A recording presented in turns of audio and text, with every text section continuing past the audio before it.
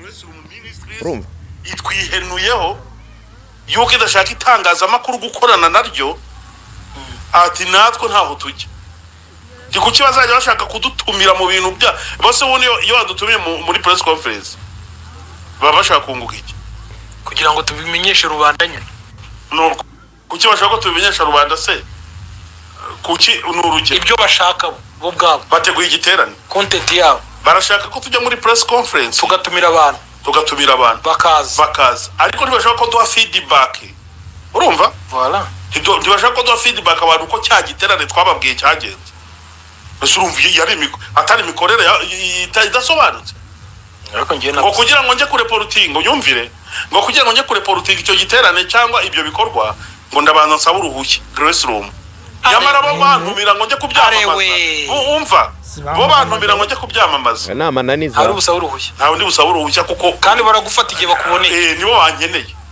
ariko man abantu baribagirwa wana uko byagenda kose yemera hari ikintu twe kwemera na Pastor Jules kabanda kabyemera yabihakana yabona urwego agezeho akabona katakidukeneye na gatoya bamushuka bakamwereka uburyo akwiye kuduca amazi no nyine no kutwereka yuko ngo arenze ariko kugira yamamare ubwamamara afite ni ukuri ko iyo mu ijuru hari itangazamakuru rya gikristo rwabigizemo nizo Julienne kabanda batumira mari arabishyura ntago mbizi abona rero Joel ashobora kuba atarishyuwe akaba ariyo mpamvu arimo yarambu abwo we naza avuga wena ngo nagiye muri press conference ntibagira icyo bama ubona savuga byegereje umutima nkaho hari impfuni rimwe indani ahubwo nanjye nicyo ndi kwibaza urumva tujye tubwizanya ukuri arabona ngo muri press conference baramuhamagaza yego akaza afite uburenganzira bwo kubyanga yego ntago Grace Room yamufashe ku gakanu kasemo turiya tuntu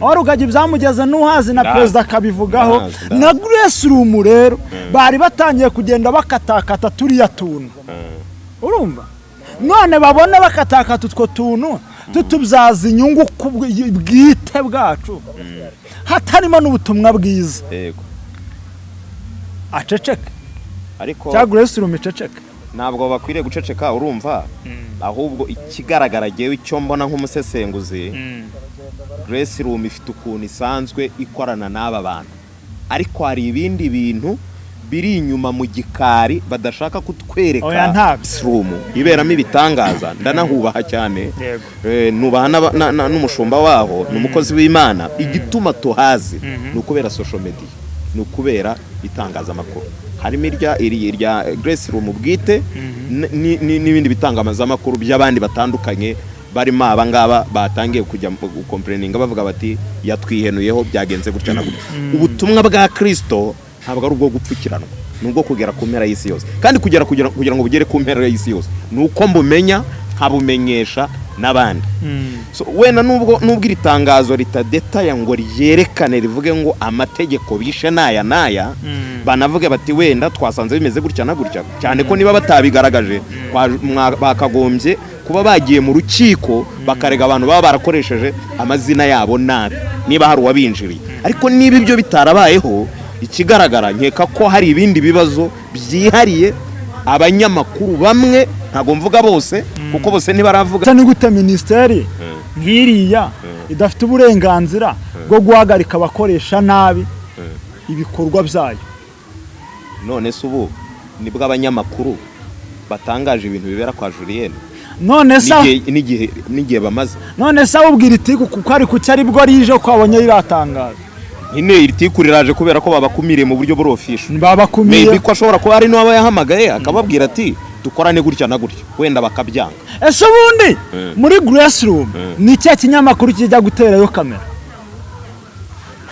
ntacyo ba pressure nitangazo ntacyo ba pressure umva mbivuga gutya ibinyamakuru bigerayo mu gihe cy'igiterane ariko mu gihe cy'amateraniro nta kinyamakuru cyagera muri Grace Room hanyuma atashatse utabangara citwa ahubwo byahereye mu nyigisho urumva yego none ugasanga muri za nyigisho dukasemo kakana ko tutazanye inyigisho yose yego ngiyewe rero ndabona ko hano ari byo bashatse kwiyama mu buryo bwo kurinda no gukavaringa ubutumwa bwiza buvugirwa muri Grace Room.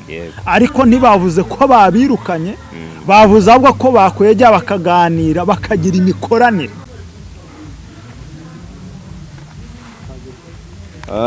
Kristo Yesu akuzwe, Yesu ashimwe. Bakunze b'ibiganiro by'ijambo ry'Imana, ubusesenguzi, ihumure n'ibindi byose byubakiye ku ijambo ry'Imana ariko bivuga ukuri. Jewe nitwa Innocent, izina ry'umuhamagaro ni Prophet, ariko muri iki kiganiro ntabwo ndi jyenyine, ngiye kubana na mwene data. Yatwibwira. Murakoze, se ntibanzira, nitwa Bobo, iryo bazi cyane kuri social media, ariko undi mu busanzwe nitwa Tuyishime Jean Bosco Mugisha. Tuyishime Jean Bosco Mugisha. Bobo ryavuye he? Nakazina kankujije, banyita Bobo, bisa nkaho ari Bosco bahina. Ariko urumva Bosco si iryawe? Oya, ni iryanjye, naryo riri mwirangamuntu. Riri mwirangamuntu. Yego. Okay, nuko waruvuze ko ari gukoresha muri social media nibyo, turakuzi, ntabwo uri umuntu utazwe, ariko hari abantu baba bageze kuri social media uyu munsi, hari abantu baba bakibera iyo ngiyo. Hari n'uguze telefone uyu munsi wa none irimo YouTube, akaba ashoboye kukubona uyu munsi. Byari byiza ko umwibwira, ariko ubundi uri umuntu w'amateka, abantu basanzwe bakuzi ku buhamya butandukanye, ku bibazo wagiye ugira, ku mpamvu z'aka kaboko n'ibindi tuzagarukaho ikindi gihe, cyangwa se byavuzwe bikavugirwa n'ahandi mu kindi gihe. Ariko uyu munsi wa none hari impamvu igiye gutuma tuganira, nibishoboka turatindaho cyangwa tureke kuyitindaho. Oya, ntuntinze. Ntuntinze ko ngenda. Ubugenda ngenda, mfite izindi gahunda nyinshi, uramenya utantinza rwose, ahubwo hano ngirira vuba mva. Kumenya wayiketse kutangiye kwitanga. Ntayo nzi. None kuvuga ngo singutinze kandi bashaka ko tuvuga. None se ko uri umuntu w'Imana, kandi hari igihe abantu bajya gusenga bakababwira ati mugumeyo murare, ikababwira ngo mugumeyo murareyo. Ariko inkivuga Imana ngo mugumeyo murareyo, ntago irabimbwira, ntabyo nzi. Uyu munsi wabona ibikubwiye. Iyo Mana igiye yoberwa gahunda, oya ntako tugafata Imana nk'ari Imana itagira gahunda. None se yiha gahunda cyane yiguha gahunda? Ikavango bigumemo. Kuba bitarambaho ubwo nzabimenya njye nemera ibimbayeho. Uyiha gahunda cyangwa iguha gahunda? Nsubiza icyo ngiye. Rega burya Imana ikorera mu mitekerereze yacu, ntijya kure y'imyuko dutekereza. Ubwo abadukurikiye bumve ko ihigena umutekerezanya wowe nayo mwavanze ibitekerezo. Bibiravango uko utekereza ni kure. Iyo utekereza kuri umunyembaraga, n'Imana igufata nk'umunyembaraga ikanagukoresha iby'ubunyembaraga. Iyo utekereza ko ntacyo ushoboye, igukoresha nk'aho ntacyo ushoboye. Ubwo ugiye kumera nk'abandi bavuga ngo kugira ngo Yesu agire icyo akora cyangwa icyo akumarira bisaba sample. None se kukivuga ngo tera intambwe imwe cyane. Ngaho none reka tujye tubwizanya ukuri. Reka ntanga urugero nko ku bashomeri batagira akazi. Genda uryame mu gitanda wiyorose, utegereze igitangaza utagiye kudepoza. Ntabwo byo byakunda, bisaba guhaguruka. Hari umuhanga wavuze ngo turota inzozi turyamye, ariko kugira ngo zisohore bidusaba guhaguruka tukagenda. Bobo, reka ne kugutinza, mvuge ku kintu gitumye duhura cyangwa se ngo hamagara kugira ngo tuvugane. Ikintu tugiye kuvuga gishobora kuba kiri mu nzi wanyu, cyangwa mu rugo iwanyu, cyangwa hafi iwanyu, cyangwa se muri quartier y'iwanyu. Ntabwo ari ikintu kiri kure, ku buryo ntibiri bunakorohere kuba wambwira ngo simbizi, ngo sinabyumvishe, ngo nibiki. Mu rugo iwacu sinzi nimba uri bubimenye. Ibyo mu rugo ndakora he? Aho ufite mu rugo henshi, ahubwo hari aho utazi ko ari mu rugo. Ahubwo wenda ko kantu ushyizemo niko kabi. Oya, ngira mu rugo hamwe. Oya, ufite henshi.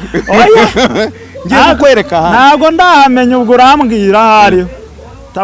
Mutamunkekera gusimbuka ibipangu mu amahoro. Reka tuvuge wenda nk'ahantu waba usengera. Ntabwo burahaba ari iwanyu? Ariya? Aho usengera kandi ndahazi. Ese ubwo aho ngeze nsenga hose mpite mu rugo? Oya, aho ubereye umumemba wabo muri iryo dini cyangwa muri iryo torero. Ni ahantu nsanzwe nkubona. nta kibazo. Ese si mu rugo? Ubwo ni mu rugo. Yego. Wenda ushobora kuba ufite henshi usengera hatandukanye cyane yuko uri n'umukristo ukaba umuvugabutumwa ndetse ukaba ukora n'ibiganiro by'ivugabutumwa muri social media. Inayo mpamvu nahisemo no kuganira nawe nk'umuntu umenyereye social media ubirambyemo kandi ubifiteho n'ubumenyi. Ikindi nkaba ngiye kukubaza ku nkuru yo aho nise mu rugo jewe. Urambeshye ariko ngo ubirambyemo bifite reka none se simbirambyemo irega inkuru nkora ni nk'izo nawe ubona zitambuka buryo ufite uburambe mu kazi abazi no kuvumbura. uzi impamvu mbivuze jaranyumvire n'imijwi irimo rirageramo. Ndabona hano akaradiyo karimo karanyereka ariko karekone ko ntazi. Komeza unyumvire ntakurebere niba nta fapa na bani nayo ibintu byo kumbwira ngo ndambyemo uzi se abarambye bihore. Buriya muri analize zanjye uburambe mbushingira ku bintu bibiri. Uburambe mbushingira ku gihe umuntu amaze mu kintu. Yego. Ikindi ushobora gukora ikintu umunsi umwe kikamamara ku rwego kurenza wundi kimazemo igihe. Ngere icyo gihe mpita nkuhereza uburambe. Ubwo bivuye ko namamaye urazwe nzwi nabangaye wa mugabo waretse. Wincuka aya wincuka urazwe. Wenda wawe ufite intege nke zo kutiyemera no kutirata nk'abandi ariko kumenywa bw'urazwe. Okay, reka twe gutandukira. Numvisha uvuga ko wihuta. Ndihuta cyane. Hari ahantu nsanzwe nkubona ujya usengera hitwa muri Grace Room. Ubwo njyanye yabaye iki koko mwuka byarama. Urahihakanye se? Oya. Na umva simihakanye muri Grace Room Ministries. Yego, kwa Kabanda Julienne. Ntago ari kwa Julienne hari ni muri Grace Room kwa Kabanda Julienne ahataha. Ninde so wayobora? Uriya n'umuyobozi ntago ari iwe. Burya ahantu vango ni wawe na ahantu hatari administration yari yawe. Ariko hano sara administration. Ya administration se nindu yikorera nindu yihagarari. Uriya n'umuyobozi mukuru. N'umuyobozi mukuru ariko ntabwo ari mu rugo ni. None se ushatse kumbwira yuko ninde ufata ibyemezo hari na n'ubuyobozi bwa Grace Room uyobowe nandeze umukuru wabwo mukuru ni Pastor Julienne Kabanda ariko afite ubuyobozi ntabwo ari we ntabwo afata icyemezo nyine ubuyobozi budahari. Ubwo buyobozi se ku buryo bushobora kugira ibyemezo bufata adahari atabitangiye uburenganzira. Ni nkuko ari ibiyo ariko none hari ubuyobozi nk'ubu rugero nimba President Republika ntago ubuyobozi bwo mu mudugudu buzamugeraho. Umuyobozi w'umudugudu arazafata icyemezo. So naha rero ari administration hari aho umuyobozi yagera muri departement runaka agafata decision atabaje Pastor Julienne ariko mu rugiwe nta cyaba batamubajije. Niyo mpamvu uza ngo hariya nahayoboye none ariko si aramutse ari iwe yavuga ngo mujya muhita kwa Pastor Julienne kuki se hitwa muri Grace Room. Nyina hita kwa yanga ko muhita gutyo kubera ko ari umukozi w'Imana yicisha bugufi ariko hari ahantu niwe 100%. Reka tubijyana uko bishaka nubwo njye ntabyemera. Kubera iki se banza ubyemera? Ese kutinya kubyemera hari icyo kibazo? Ugomba kubyemera. None se nubwo hari iyo administration iyo bafashe ibyemezo ntashobora kuza akabivuguruza. Ni nkuko aho uyoboye nawe hose uri umuyobozi mukuru no muri kampani runaka bakugize umuyobozi wabo bamukuru deje n'urugero hari ibyo waza ukabisesa kuko ubona ko bidakwiriye ariko ntiwabisesa kuko uvuga ngo nahanjye ninjye wabisesa ko wakoze ubushishozi nk'umuyobozi. Noneho murakoze babyeyi reka tuganire nabyumvishe. Buriya hari umunyarwanda waciye umugani ngo kandi iyo ndi burare ndabimenya ngo bitangira mbwirirwa nkurikije ukuntu uri kugenda ukwepa ibintu hari n'ibindi mbona ushobora kuza gukwepa. Tugiye kuganira noneho ku nkuru nabonye ituruka muri Grace Room bakabanda nyine nubwo wanze ko nkoresha ayo mazina. Wenda nubwo tutari buganire nk'umuvugizi waho cyangwa nk'umuyobozi waho ariko turaganira nk'umuntu waho ntacyo mashinzwe.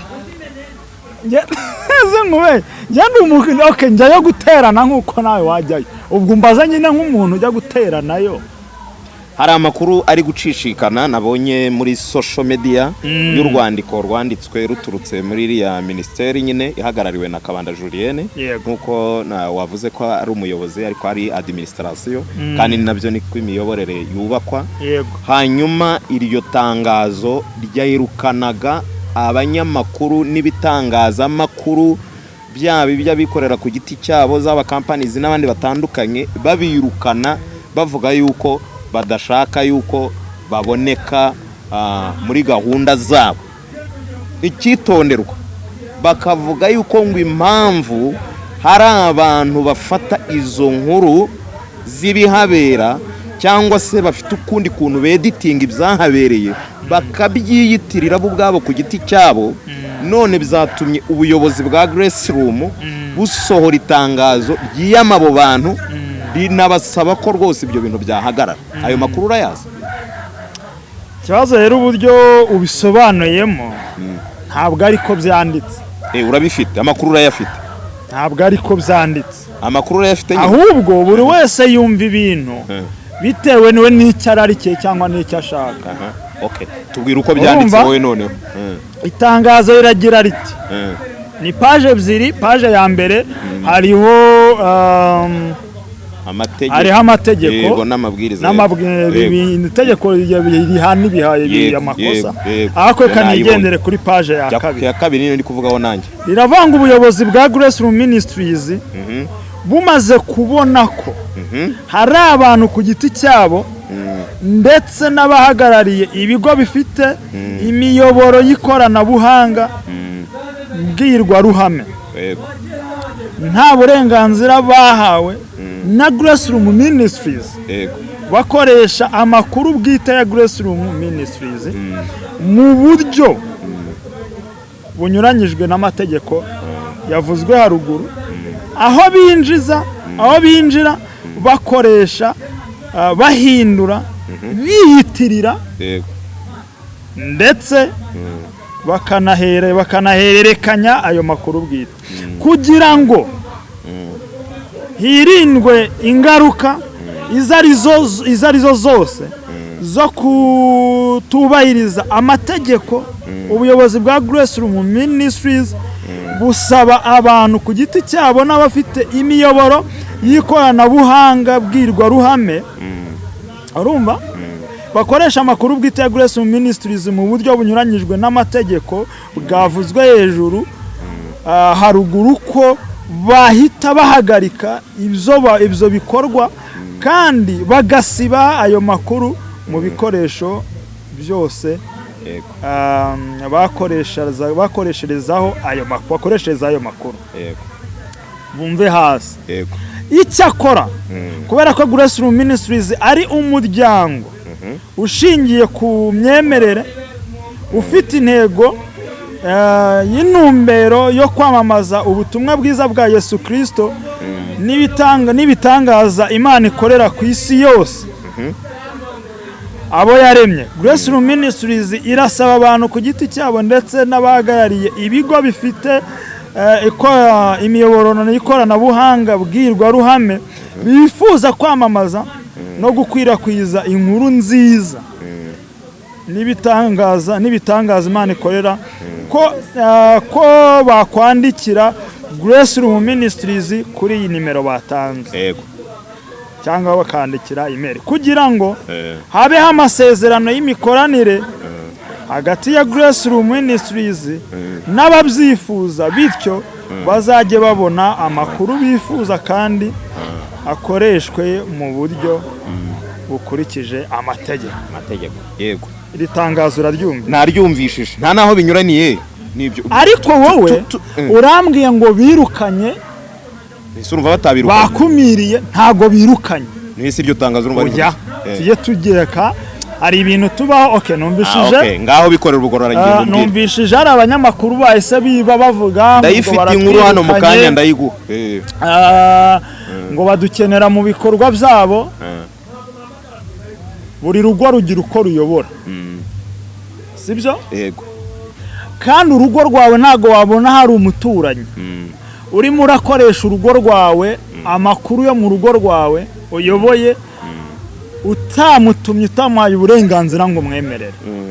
Izi social media tubaho, njyewe iyo nshaka gucreate content mfata inyigisho y'umuntu runaka nkakatamo ka kantu nshobora gukuramo content. Yego. Unyumva? Ndakumva. Namara kugakatamo nkakavugiraho ibyo nshaka bitewe n'intego nshaka kugeraho. Yego. Yego? None abo bantu mbone bari kwica ubutumwa ngewe mvuga nceceke. None se ubutumwa Ibi nibyo bavuze abakoresha nabi.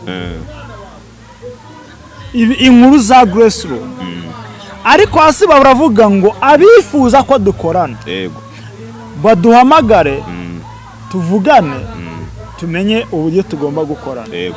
Kandi ko byo atangaza amakuru nanjye ndibamo nanjye ubwanjye nabikora bitewe n'inkuru nshaka. Hari igihe umuntu akata akantu ashaka kugira gute gukuramo icyo ashaka, ugasanga naho ayereye kuri ka kantu katanameze neza wenda yacitswe akavuga. Kabiri yanavuze atashatse utabanga racitswe ahubwo byahereye mu nyigisho. Urumva? Yego. None ugasanga muri za nyigisho dukasemo ka kantu ko tutazanye inyigisho yose. Yego. Ngiyewe rero ndabona ko hano ari byo bashatse kwiyama mu buryo bwo kurinda no gukavaringa ubutumwa bwiza buvugirwa muri Grace Room.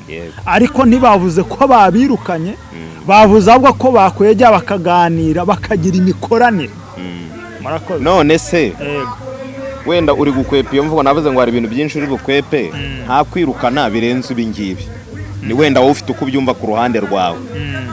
Kuko niba wakurikiye inkuru yavuzwe amagambo yavuzwe n'umugabo witwa Joel w'iyobokamana, yavuze ngo Julienne yatwihenuyeho. Wigeze uyumva iyo nkuru? Yavuze ngo Julienne yatwihenuyeho, yabaye nk'ukoresha gushaka kuvuga ngo adukenera mu bibazo kubera ko hari ibintu ashaka kugaragaza, urugero nk'ibiterane bitandukanye, ariko mu bindi bihe agashaka kugira ngo twirukane. Ni ukuvuga ngo adukenera kuko hari icyo adukeneyeho, ariko nanone natwe twaba dufite icyo tumukeneyeho, yarangiza akagera gute akatwirukana. Wenda turaza kubigarukaho nyuma turebe ngo ariko ubundi itangazamakuru rikeneye iki kuri Julienne, cyangwa se Julienne akeneye iki kuri itangazamakuru. Ariko nanone mbanze nkubaze akantu kamwe nawe nk'umusesenguzi.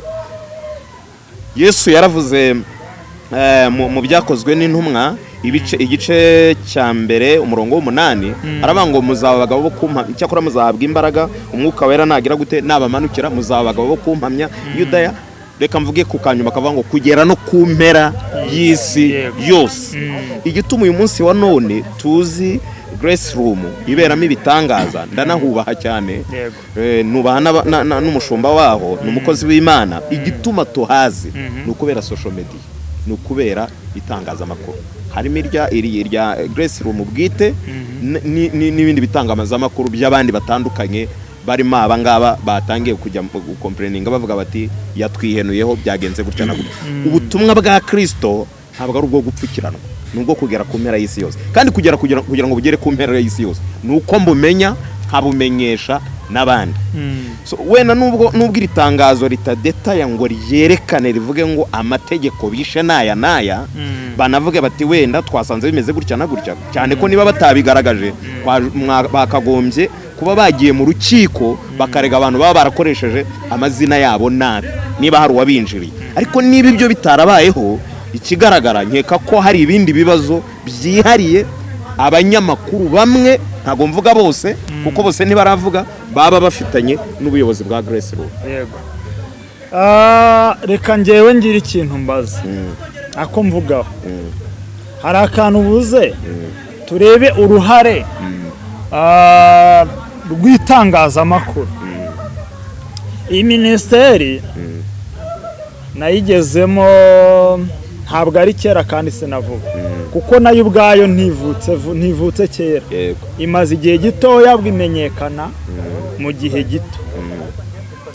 Reka nube ngo itangazamakuru Grace Room irikenera habaye hari igiterane ngaruka mwaka cyitwa yo Glory Lord, kiba ngarukamwaka icyo giterane ndabyuka cyatangiriye muri Petit Stade muri 2020 maybe nimba nibagiwe mu kwezi kwa 10 kumahanga wa gatanu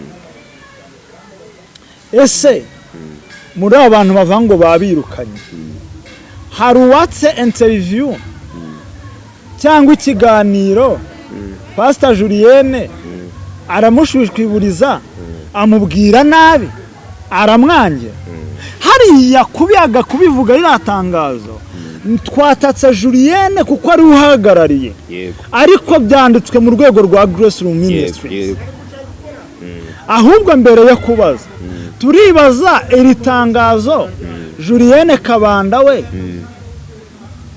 ntago ryajya gusohoka tabizi byanze bikunze biragaragara ko abizi banasinye no hasi burira kashe ari izina rye mbere yo kubanza kuvuga ngo aratwirukanye twabanje gushishoza ngo tumenye ngo kubera iki ariko uri mu ruhe ruhande ko dutangiye gusenyana uri mu ruhe ruhande uri mu ruhe ruhande yewe mwaya nta ruhande na rumwe magazemo nibyo ariko nanone ahanini nahagara cyane muri Grace Room kuko uri afite uburenganzira ko agwarwa ngo ntago mbishaka icyo ndacyemera none ntabyo yavuze kuki yongeyeho kariya kanati ushaka ko tugirana imikoranire nandikira ino nimero none se kugira ngo nzane ntabanje kumamagara yego naguhamagaye none se iyo wicara ukaza nkabona uteye iwanjye cyangwa ahandi cyangwa nkabona umfashe nigendera umwana urankameye ntabwo mfite uburenganzira bwo kukurega urabufite aha none se ni gute ministeri nk'iriya idafite uburenganzira bwo guhagarika abakoresha nabi ibikorwa byayo none se ubu nibwo abanyamakuru batangaje ibintu bibera kwa Julienne none se n'igihe bamaze none se ubwira itiku kuko ari kuki ari bwo rije ko abonye riratangaza nyine itiku riraje kubera ko babakumiriye mu buryo burofisho babakumiriye maybe ko ashobora kuba ari n'aba yahamagaye akababwira ati dukorane gutya na gutya wenda bakabyanga ese ubundi muri Grace Room ni cya kinyamakuru kijya guterayo kamera ntacyo bapreshije n'itangazo ntacyo bapreshije umva mbivuge gutya ibinyamakuru bigerayo mu gihe cy'igiterane ariko mu gihe cy'amateraniro nta kinyamakuru cyagera muri Grace Room none yabihenuyeho gute kandi n'undi mu busanzwe batari basanzwe bajyayo iri tangazo ahubwo ryiyamaga abantu bashishura ibyo bashyize kuri platform zabo yego bakabitwara yego akabikoresha mu nyungu zabo bwite cyangwa arashaka yuko basinyana amasezerano bakajya bamuhana we kwituro urabona nkuko nta kintu cy'ituro nkuko naza ku kiganiro cya kuri social media yawe nka downloadinga kiganiro nkagenda nkagikoresha uko mbishaka icyo nicyo bari kwiyama yego kubera iki n'ubundi mu materaniro yaba kuwa kabiri kuwa kane no ku cyumweru nta kinyamakuru na kimwe yego nta yindi kamera n'imwe nari nabana muri Grace Room atari kamera ya Grace Room yewe rimwe na rimwe hari n'igihe na telefone utayikamezayo kubera iki ahubwo kwa kwirinda bya bindi byose ahubwo twebwe abo muri social media tukagenda tugafata bya bindi Grace Room ya posting ku ma platform yabo tukabitwara kubikoresha uko tubibonye mu nyungu zacu bwite tutarajya sibyo ngibyo biremewe tutarajya kure ko Grace Room itari buhagarike gukorera kuri social media n'aba bantu biyamwe ko batari bureke gukomeza gukora ibyo bagombaga gukora Grace Room irakora iki irabigenza gute uyu mwanya ntago navugira Grace Room irabigenza kubera iki ntabwo uyinaga mu gatego ntabwo yantumye ngo genda tuvugire yego nta nicyo nshinzwe muri Grace Room urumva ahubwo nimba tugira amakenga kuki babanje gushyiraho ziriya ngingo z'amategeko urumva akenshi ntabwo kuba umuntu ari umunyamakuru cyangwa se wakoresha social media abenshi nta nubwo babaza amategeko kandi buryo ushaka kugutera ubwoba agutera ubwoba akoresheje itegeko hari n'abandi bantu ariko nabonye muri biravugwa hanze ya za kamera zitandukanye z'ibyasohotse bavuga bati Julienne Kabanda yagize ikibazo cy'uko bari kumwubakiraho izina abayutubazi bakabona views ariko akaba nta turo bamuha. Ako se nanone mana ari ibintu ramuzana bimvuna. Oya ntabwo ari buriya ko Julienne ari mu rwego rwo kugira ngo muhituro mvanye muri views. None se yaretse aba bantu bakiberaho. Ikibazo se abeho bamuguba musebereza izina. Baramusebya se. Ibaze nawe reka tuzashaka mu kiganiro cyose dukatema akantu gato gusa tugasesengura tukakuvugeho urebe. Ndabyemera aho ndabyemera ndabizi ni ikibazo ariko Julienne siwe wa mbere bibayeho. Yo waje muri social media byose ugomba kubyakira kandi abo bantu ntari bubahagarike bose. Ubundi we kuki ari utatse abandi batajya bataka kandi tubana n'abandi babikorera ku buryo burenze. Ubundi kare wa mungana yuteye mu gihuri ibuye kibwejo ari yo cyo kiba bifashe ko yavuze ibigo bifite n'abantu ku giti cyabo yigeze mentioninga ibyo bigo harimo amateleviziyo yego harimo amaradiyo yego harimo niyo ama Facebook n'ibindi zino nyine nkoranyambaga n'imbuga nkoranyambaga kuki aba YouTubers ari twe tuvuze. Okay sawa none se niba wumvishe inkuru ya Joel w'iyobokamana bayumije avuga ati ngewe Julienne nibazanye ibintu byo kutwihenuraho urumva kanze ndebe ko nkigafite ahubwo ufungurire wumveho gatoya. Bavuga bati Grace Room Ministries urumva itwihenuyeho yuko idashaka itangazamakuru gukorana naryo ati natwe ntaho tujya. Ndi kuki bazajya bashaka kudutumira mu bintu bya bose ubundi iyo badutumiye muri press conference baba bashaka kunguka iki kugira ngo tubimenyeshe rubanda nyine. No kuki bashaka ko tubimenyesha rubanda se kuki n'urugero ibyo bashaka bo bwabo bateguye igiterane content yabo barashaka ko tujya muri press conference tugatumira abantu bakaza ariko ntibashaka ko duha feedback urumva voilà ntibashaka ko duha feedback abantu ko cya giterane twababwiye cyagenze.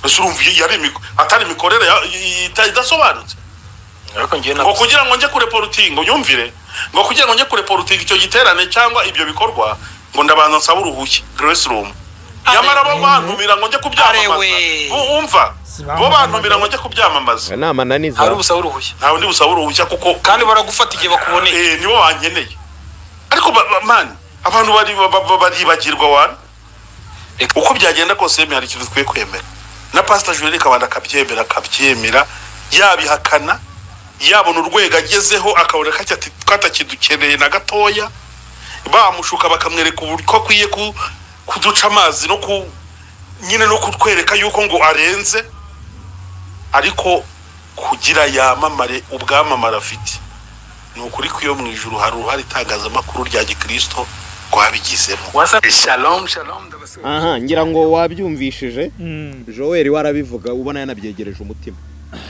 ahubwo kubera iki cyo nibaza aragira ati twebwe badukeneye muri press conference turaza yego reka tujye tubwiza badukeneye nta press conference tishyurwa yego tujye tubwizanya ukuri Imana tujye tureka kuzamura itikuri dafite ishingiro nanjye noneho kamyegereza umutima yego press conference abanyamakuru yo badutumiye baradutegera yego sibyo bakatugurira amazi yego yari na press conference zishyura bite n'ibikorwa byabo yego aho ngaho ufite uburenganzira bwo guhakana ngo sinza utarajya kure nizo Julienne Kabanda batumira arabishyura ntago mbizi abona rero Joel ashobora kuba atarishyuwe akaba ariyo mpamvu arimo yarambuka ahubwo we naza avuga wenda ngo nagiye muri press conference ntibagira icyo bama ubona se avuga byegereje umutima nkaho hari impfunira imwe indani ahubwo nanjye nicyo ndi kwibaza urumva tujye tubwizanya ukuri arabona ngo muri press conference baramuhamagaza yego akaza afite uburenganzira bwo kubyanga yego ntago Grace Room yamufashe ku gakanu ntago yabyanga kuko yarazi ko abantu ajya amara abantu b'Imana ariko none baramuhindukiye bamwihenuyeho ese bamwihenuyeho ni naho avuze ngo bigeze bameshoninga babango runaka ni naho avuze ngo atwihenuyeho aribagiwe ubwamamara afite naho ageze itangazamakuru ribifitemo uruhare. yewe iri tangazo ryasohotse n'ibyavuzwe nta no bihuriye. None se urahakana yuko itangazamakuru ryaba rifite uruhare runini mu bwamamare bw'umuntu uwo ari we wese? Itangazamakuru reka nanga urugero, bwa ni nk'abamotari mu muhanda, tubashinja ko bagenda nabi, ariko baradufasha mu buryo bwihuse. Ari umunsi bakoze inama muri Nyarugenge, mfite akazi ukageraho byaragoranye ibintu kuri. Yego, urumva rifite uruhare rwo kugira ngo ibintu n'ibikorwa by'umuntu ku giti cye bigere kure bimenyekane. yego, pe irarifite. Ariko nanone itangazamakuru rigiye ryica byinshi. none bamwe muri twe nk'uko nabikubwiye ngo ndaguha urugero, uribuka Pose Gitwaza? yego, baragiye bakata akantu kavuga ngo ninjye muhanuzi njyenyine. yego, uzi inyigisho yari ashatse kwigisha, yari arimo arigisha abantu abwira ngo ni gute mugenda mwirukanka ahantu henshi mugashyirirwamo imyigishirize, ngende umubyeyi wanyu, ubundi ninde muhanuzi undusha nk'umubyeyi wawe ku bandi? ni nk'uko bavuga ngo wari undi mubyeyi uruta papa wawe. urumva inyigisho yavugaga, umunyamakuru agenda akata kariya kantu, aho byageze ntuhazi? ndabizi. Rugagi yazanye agaseke ngo shyira ubukene bwawe hano, uziraturo mani yari arimo arariturisha umukene. nta nubwo byagiye mu rusengero, barihaye umudamu n'umugabo we, aho mu rusengero bararimuha, bakasemo turiya tuntu. aho Rugagi byamugeze ntuhazi na perezida akabivugaho, na Grace Room rero bari batangiye kugenda bakatakata turiya tuntu. urumva none babone bakatakata utwo tuntu tutubyaza inyungu bwite bwacu, hatarimo n'ubutumwa bwiza. aceceke ariko cya Grace Room iceceke. ntabwo bakwiriye guceceka, urumva. ahubwo ikigaragara jewe icyo mbona nk'umusesenguzi, Grace Room ifite ukuntu isanzwe ikorana n'aba bantu, ariko hari ibindi bintu biri inyuma mu gikari badashaka kutwereka bapfuye. ntabyo. none si ibi bintu ko byakozwe kera ubu akaba ari bwo basakuza. ikindi tuze no gusatira n'umusozo. iri tangazo risohotse vuba ndabyemera, ariko urumva mbere ya vuba kuki ritasohotse? kandi ababivuze bari bataratangira gukatakata utwo tuntu, ubu babikoze ejo. uvugishije ukuri babikoze ejo. urumva nyine bagiye gushyira itangazo hanze maze kubatuma bakase yigeze gutya twinshi dutandukanye. mudukatira iki? ahubwo reka nkubaze, hari umudayimoni biri kuvuga ko yazamukiye mu banyamakuru. yego, bashingiye kuri Scovie ejo bundi urabizi ko yatatse ntuza, hari hariho Sagaye na Rugagi. Rugagi agera naho avuga ati giye ubugingo bwawe ntabwo nzabuguha. yaravuze ngo ubugingo bwe no kububona ashobora kutabubona. Scovie ati ntabwo ari wowe utwaza ubugingo, umbikiye ubugingo. siko yavuze niba nibuka neza. none undi munyamakuru nawe ukomeye, hari n'abandi nawe atangiye kwataka. nta mudayimoni uri mu banyamakuru. Joel ni meya mu itangazamakuru, tujye tubyemera. ni meya pe. none Joel ndabyibuka rwose, nakuze iki gitangazamakuru cye kiyitinda. ni nawe mbere wari ufite igitangazamakuru hano mu Rwanda, yabanje no kwandika burya ku gihe ngenda muzi zamani. urumva rero Joel nyine ni igifi kinini mu itangazamakuru. ni nayo mpamvu ubona bisakaye.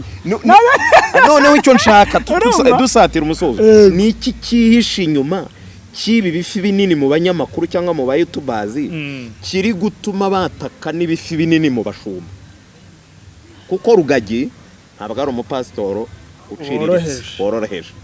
Julienne Kabanda, please, ndamwubaha, amenyekanye vuba ariko akoze ibyo. uko amenyekanye kose amavuta arayafite, imbaraga arazifite, Imana yaramuhamagaye. ni nayo mpamvu wambwiye urumva. ariko noneho ni iki cyihishe inyuma kibi bifi binini mu itangazamakuru ari wowe isaba meya cyangwa abameyazi n'aba bameya mu ntuza mu macacizi? ni iki cyihishe inyuma y'ibi bintu? nta mudayimoni wabizamukira. arimo ukomeye. ikirimo rero ni iki? harimo umudayimoni wo gushaka gusenya ivugabutumwa, kandi mu buryo tutazi bwihishemo.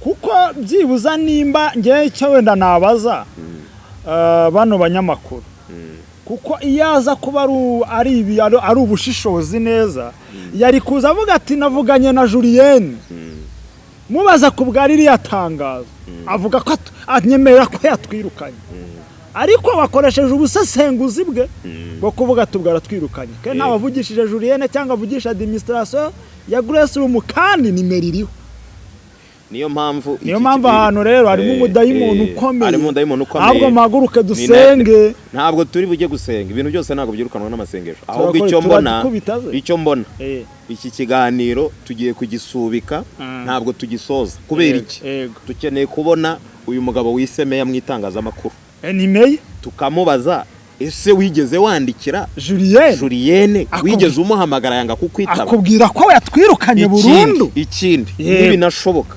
tuvugishe Julienne cyangwa se umuvugizi wa Grace Room atubwire ubundi ko mwanditse resume niziye details ziri inyuma y'iriya tangazo zatumye mugira impungenge mugatangira kugarira cyane ibikingi by'amarembo kugira ngo abantu batabinjirana cyangwa bitagenda gutyo tunarebe niba babanje gutekereza neza niba nta zindi ngaruka mbi zishobora kuza ndetse tunamenye n'uyu wisemeya impamvu yatumye agaragaza iyi reaction cyangwa se tunamenye nimba hari utuntu ubwabo baziranyeho kuko urumva Joel nyina nkuko namwiseme nako sinyari mwise niko nabino byumvishe nako bisha bamwita abandi ngo nimeye kuko Joel akorana n'abapastor bench twakoze inkuru kuri nuza kuri Apostle Mignone ndabyuka ninjye wayikoze ku kinyamakuru nayo nakoreragaho niwe waje kumuvugira kwa Rugagi niwe none akwana n'abapasteri benshi kwa Zerafati ariyo reka no tumenye Joel ni umwe mu banyamakuru bakora ikiganiro na Gitwazi Ntumwa none Joel ashobora kuba afitanye utuntu na Julienne tutazi ariko twebwe nareka kuduteranya na Julienne muri rusange siko numva ufite ubwoba itangazamakuru naye kubishyira muri rusange ntabwo Julienne oya ndimo mbivuga nkanjye ubwanyo ko nisomeye itangazo ninasohoka narirebye rigisohoka urumva ntabwo Julienne yirukanye cyangwa Grace Room ntabwo yirukanye Grace Room yakumiriye abakoresha nabi yereka ntanga umwanzuro ariko ntago muze ku kiganiro tugisoje turagisubika kuyo tujye gushaka gukora izi research zindi zisigaye icyambere niba muri Grace Room babonye hari ibitagenda neza mu rugo rwabo bafite uburenganzira bwo gushyiraho inzugi izari zose zishoboka cyane kugira ngo hatagira umutekano wabo uhungabana batitaye ku ngaruka izari zo zose icya kabiri niba hari abanyamakuru bafata ibi bintu nkuko byanditse muri ririya tangazo niba bihagarika ariko ikindi nshaka kuvugaho uyu Joel nawe ibi yavuze niba bamutumira muri zo conference ntibamwishyure ntazasubireyo ariko rero abihagarike ariko niba bamwishyura nagenda aganire n'abagirane nabo imishyikirano nuko babisabye kwica akazi nuko babisabye bashyizeho na adresse zabo hanyuma niba hari icyo bamusaba nawe ajya gitanga none ni kuki urabango dusoze nanjye reka mbazi icyo kuki bo batasoje bavuga ngo point turarekeye murakoze bakamanga ari kabifuza kugirana imikoranire na Grace Room Ministries ni bandikiri nimero cyangwa banyure kuri urubuga kiriya cyo urumva ni igisubizo cy'ubwenge batanze kuko buriya kwandikira nimero n'ugusaba ushobora guhabwa cyangwa ntunahabwe na nuza nawe yatanze igisubizo cy'ubwenge Joel aravuga ati twebwe baradutumira ariko ibyo badutumiye dutanga na feedback yabyo none se rajya ngo nimba bagiye bakoze igiterane bagaruka bicaza bwe ngo cya giterane ngo habwirijwemo bavuga basomwa mu gitabo iki n'iki oya we nago yavuze yasabye ngo iyo dustangaje byabikorwa na feedback baduhereza ya byabikorwa ese koko tubwizanye ukore ubu bafongere bafata umwanya bavuga ngo bya bindi ngo babwirije muri Matayo na Yohana oya tureke kurengera oya niba muri ya conference bishyurwa nibatwarayo n'akazi ubwo babaje mu kazi babahawe kwamamaza. none se ndamutse nkubwiye ngo uzu nyamamariza ni ngombwa ngo naguhamagare nkwereka uburyo nabiriyemo none niba batumye muri press conference babahawe akazi ko kwamamaza nimba kandi banabemereye kubakorera ku buntu wabyemeye yego wibyicuza ahubwo bihagarike niba bakweretse ko bakeneye ahubwo bireke kujyayo rero igitekerezo natanga nanjye inama waha abanyamakuru niba ngiye mbona kujya mu bintu bitamfitiye inyungu ndabireka ako sinkwiriye kuza nteza itiku n'intambara iyi ni intambara bavukije bayi urabeho turasoje Imana iguha umugisha Bobo ariko ikiganiro ntabwo tugisoje turagisubitse kubera ko arandi